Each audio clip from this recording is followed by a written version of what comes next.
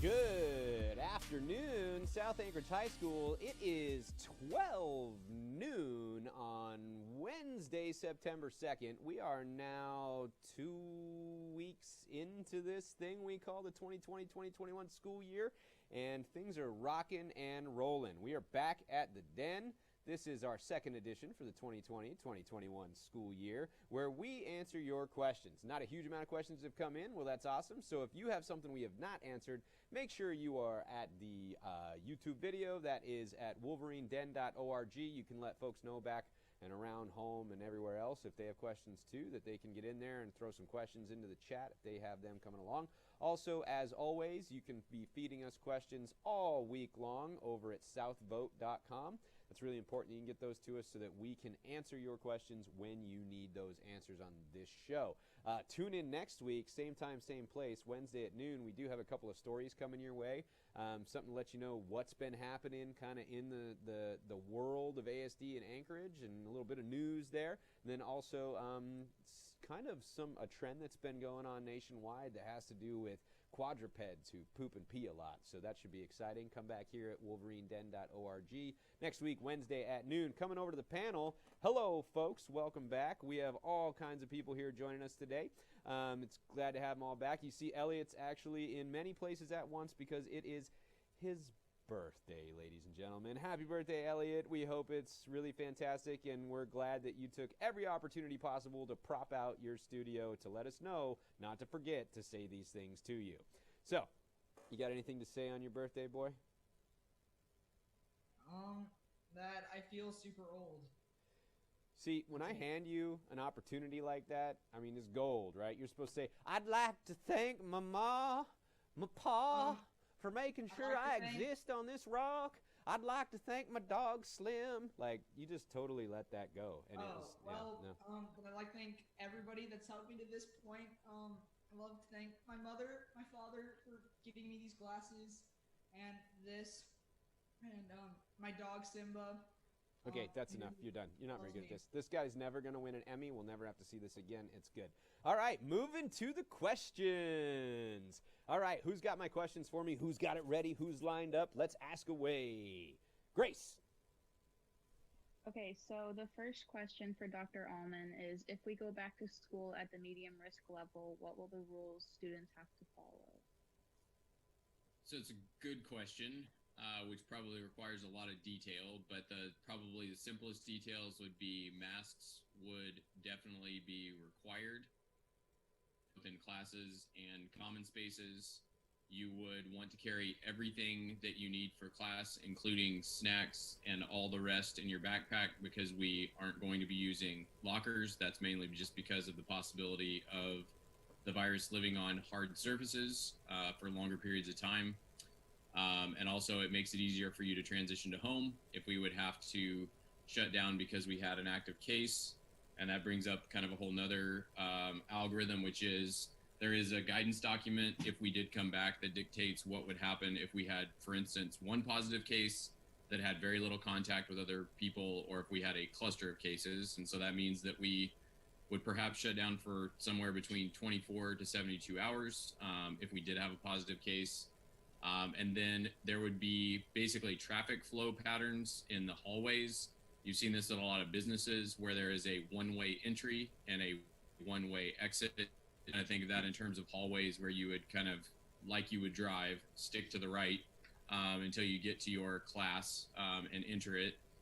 Passing periods would be just a little bit longer because we know that a 90-minute block is pretty long. And then we would also try to create breaks during classes so you could get up and stretch, and then lunch would be at the very, very end of the day. So you would get released from your third block class, and students who ride the bus could grab their bagged or boxed lunch and jump on the bus. Drivers would either be free to go or grab lunch and go, and then parents who had intentions of picking their children up could also do that as they normally do. But the purpose of lunch at the end of the day is to avoid having approximately 1,300 students in the same space at the same time eating without a mask on. And that also brings up maybe one final point, which is in a medium risk model, we would not have an open campus. probably more than you bargained for, but there you go. That's Right a off- lot of information right off the top. So we're going to kind of review that a little bit overhand. If we come back here, you're going to be staying on the right side of the hall. You're not going to be eating at the same time. Frankly, that was just gross anyway. Y'all ever see yourselves eat down there in the common? Rah, rah, rah, man, there's stuff falling out of mouths. Just kind of gross anyway. We don't have to see that anymore. That's pretty fantastic. And then, washing the hands. And why a closed campus? I know that's the question that's coming up here in a minute, so we're going to kick it right back over because there is a legitimate answer to this, and I appreciate all you folks at home going, what? I can't go stand in line for 30 minutes to get a stale pizza stick in order to rush back to class and have a locked door and have to knock on it and text my friends, and they have to pretend they're going to the bathroom to open up to let me in. Why is that happening? Well, there's a real legitimate reason for that. And I think, and I'm going to say it right here, and I'll see if Dr. Allman agrees with me, part of all of these things is the contact tracing, right? And if we had an open campus and you just go make out with 3 people in the line down at Cars and come back, you don't write those names down and let us know that those were the people that you were hanging out with down there, we can't contact trace that, and it's just kind of a mess. Indeed. And here also with 3 classes, you have 2 passing periods rather than the several that you would have with a 6-period day. So it also reduces movement, which is another reason. One other thing maybe to say is I'm not sure if we would come back in the alpha cohort model, which is how we were supposed to originally return to school, or if we would come back on a 5-day per week basis. But we'll cross that bridge when we arrive at it. And I guess kind of a follow-up question on this is if anyone's been following the news lately, right? We had 3 schools up in the valley that closed down at least for a week or so based on some cases that popped up in there. So I guess the question is this kind of information and these kind of standards and set pieces and how this goes, is that based on like a city level, a district level, or a state level information? And how is that being decided? Is that a group of people or is that one person or how does that work? We take our cues, I think, starting with the state, both the Department of Education and the Department of Health and Human Services. They produce those guidelines. Then our school board and our superintendent looked at those. They communicate undoubtedly with the Commissioner of Education to make sure that what we're doing is in line with those higher level regulations and policies. And then we have some degree of latitude to adapt those to our local circumstances. So. Cool. So there's a lot of people thinking through this process before it lands in our lap. Mm-hmm. It's a good deal. All right, next question. The next question is, if we go back to school, will there be a tour of the building for freshmen? Well, as it happens, just this very morning, we had peer mentors with their cameras filming a building tour that they are then going to share with all freshmen, I believe, in their history courses. Since not all freshmen have history courses, we'll have to figure out how to get to the rest who don't have a history course, but be looking for a video that gives you a tour. And then if we did come back, hopefully building on that tour, peer mentors could also connect with those freshmen in their history classes and kind of pick up where that video left off. Cool. That's awesome. That was pretty clear cut. A little bit of a cutout on the audio there, so thank you, peer mentors. I'm not sure that was heard as it came over, but thanks, peer mentors, for getting in here and getting some of that stuff taken care of to make it a little bit easier transition for those freshmen. Coming into high school is not an easy thing at all. Coming into it blind halfway through the year would be even crazier, so thank you, peer mentors. Next question. Somebody is wondering if Rivalry will be happening. Well, I think there is a better than even chance that Riflery could happen. Just yesterday, ASAA put out new guidelines for practices. So now they can use shared equipment. And to me, even though maybe a rifle is not considered strictly shared equipment, like perhaps a football or a soccer ball, I would imagine that at least folks would be allowed to shoot. I don't know about competition because so far ASAA and ASD have not made that decision. But assuming that our case count continues to trend downward and we can get a hold of it, then I would say there's a pretty good chance there.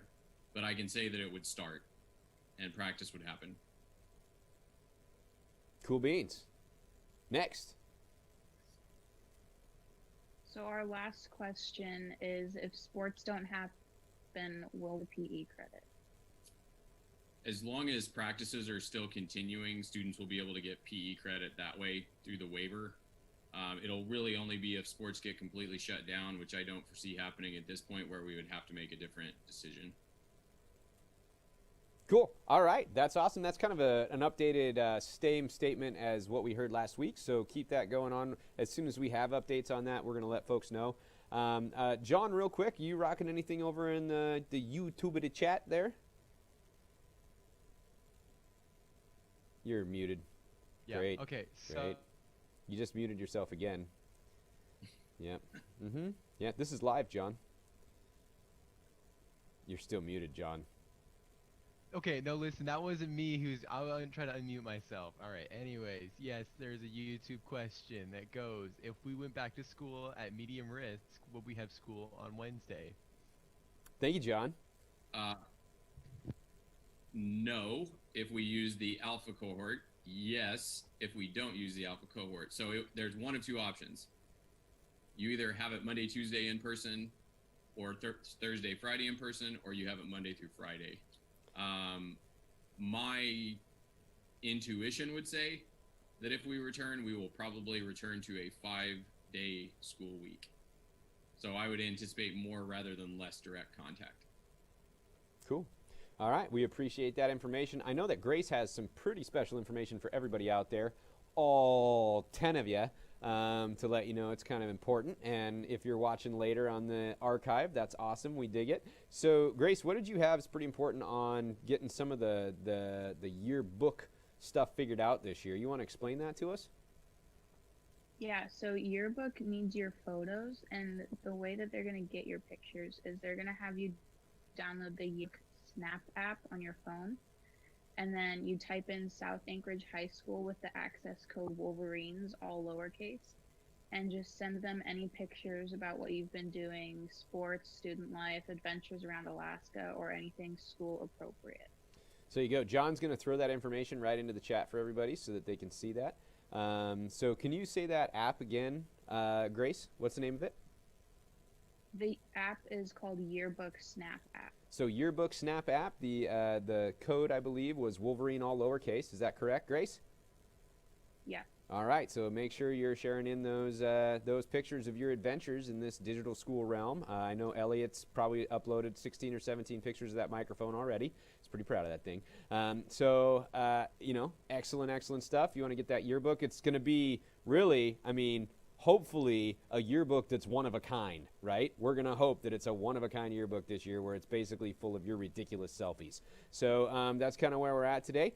We have anything else for the good of the order? Bria, you got anything for us?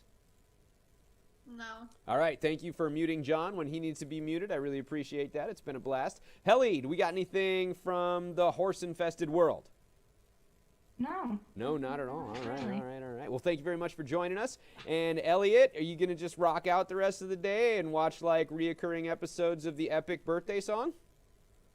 That and The Den. Just keep watching episodes of The Den. Keep watching The Den over and over again. I got really good news for everybody, but I can't tell you until next week when it's confirmed.